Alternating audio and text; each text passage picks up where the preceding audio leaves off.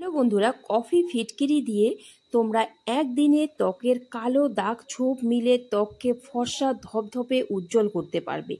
একদম দাগহীন ফর্সা ত্বক পাবে। কালো দাগ ছোপ মেছেতা বলো সমস্ত কিছুকে দূর করতে পারবে, ট্যান দূর করতে পারবে আজকের এই দুটো রেমেডি দিয়ে।